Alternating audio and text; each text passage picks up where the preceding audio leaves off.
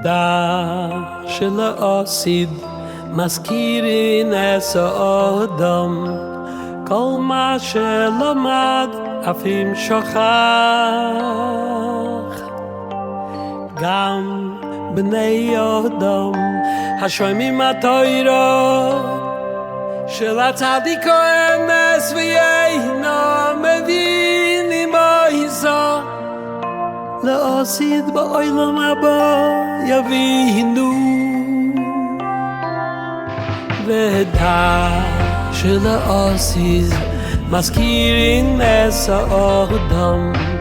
כל מה שלמד אף אם שכח גם בני אדם השומעים התורה של הצדיק האמס ואינו מבינים מויסו לעשיד בעולם הבא יבינו עיקר התורה היא להנשמות שבעולם הבא יהיו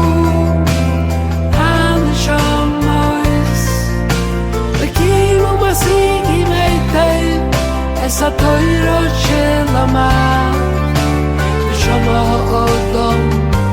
בעולם הזה כי עיקר התורה היא להנשמות שבעולם הבא יהיו הנשמות בקימו משיגים היטב את התורה שלמד ושם האדם בעולם הזה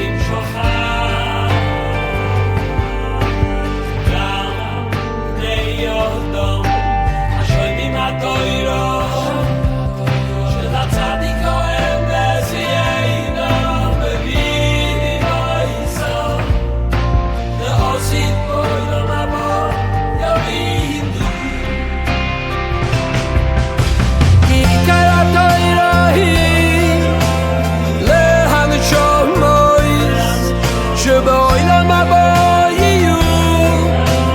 הנשמות וקיימו משיגים היטב את התורה שלמד ושם האדם בעולם הזה כי עיקר התורה היא להנשמות שבעולם הבא